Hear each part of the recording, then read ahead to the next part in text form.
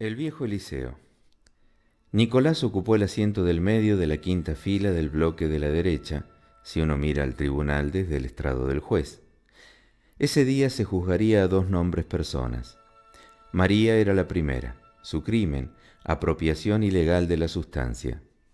No prestó mucha atención a alegatos, los cuales había perdido en su mayoría, habiendo quedado pruebas, recursos y defensas en días anteriores. Hoy era la sentencia y ejecución. Culpable. Resultó culpable. 25 gramos de más, pero culpable. La pena llamarse, a partir de ese momento, Magdalena. Pena ejemplar, dijeron gordos vientres de la primera fila.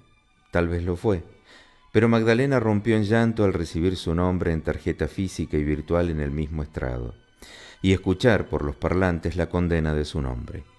Jamás sería otra vez empleada del gobierno central, ni administrativa de ningún tipo. Con esfuerzo, el nombre le permitiría ser empleada de comercio.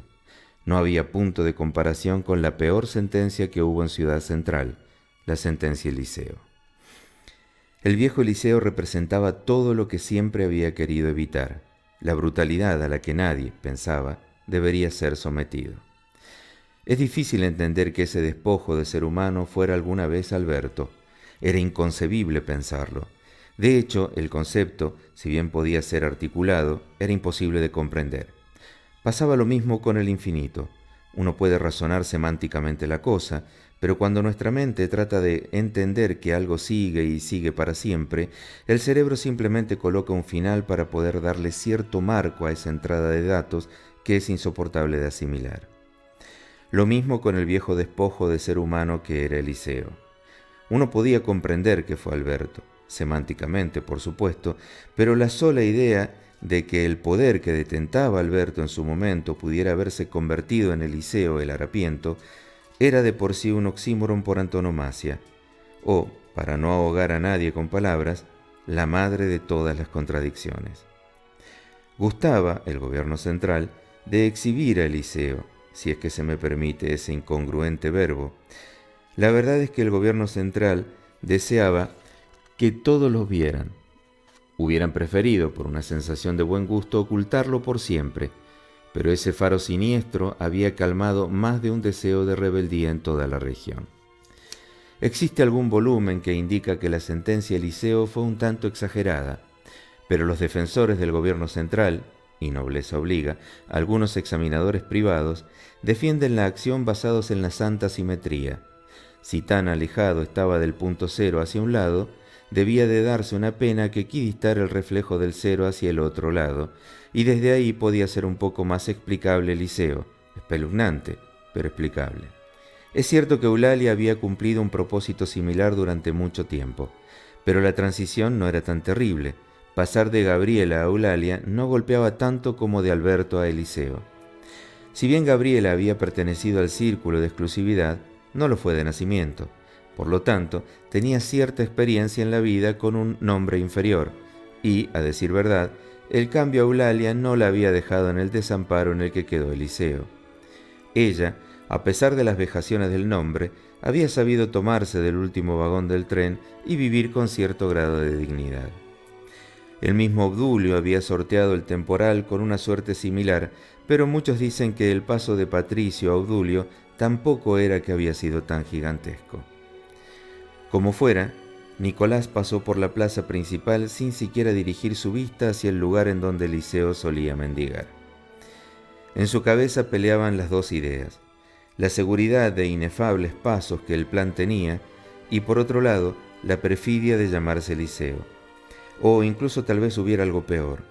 Pero su mente tenía un límite, y ese pensamiento ni siquiera pudo generar una estructura fehaciente, tangible, digamos, para que quede un poco más armada la idea. Astucia. Nicolás tenía astucia. La había tenido desde niño. Era obvio, se llamaba Nicolás. Pero nunca había llevado la astucia a un lugar de concreción de no ser por Soledad. Soledad era otra cosa, un tema aparte, un capítulo que podría ser un libro y también solo un párrafo, porque ella era así, diferente, dividida, era sol y edad, pero también era soledad. una especie de Jano que podía mirarte con cualquiera de sus caras y ninguna sería mentira, o quizás ambas lo eran. Ella, en una conversación, le había dado forma a la astucia de Nicolás, transformándola en un regalo, como debía ser. Le dijo al oído mientras le acomodaba su traje rojo, bonete y barba. 2 meses habían pasado y el plan debía de realizarse ese mismo día, a las 3 de la tarde. Lo repasó por 5ª vez, y perdido como estaba en esos pensamientos, lanzó un grito al encontrarse a Eliseo frente a sí, a escasos 35 centímetros de su nariz, con la mano extendida, pidiendo, rogando por lo que casi nadie le daba. Tal vez una limosna, tal vez. ¿Qué otra cosa podría solicitar un hombre como ese? El susto de Nicolás fue de tal magnitud que no pudo seguir caminando, sus piernas simplemente dejaron de funcionar. Metió las manos en los bolsillos buscando alguna moneda, sintió al tacto la tarjeta de entrada, el primer paso de su inefable plan, el regalo, según Soledad le había indicado.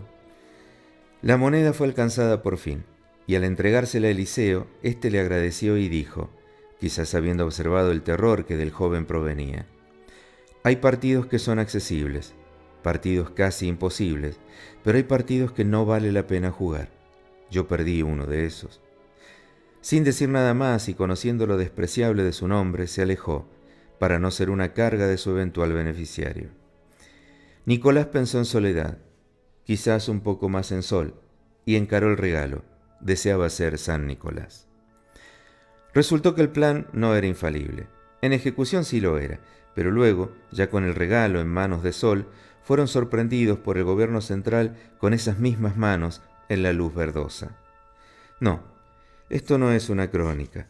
Las crónicas son más precisas y tienen un lenguaje mucho más estricto, como el masculino, femenino, cómplice, denunciado, delinquir, condena, recurso, apelación, sentencia firme y ejecución.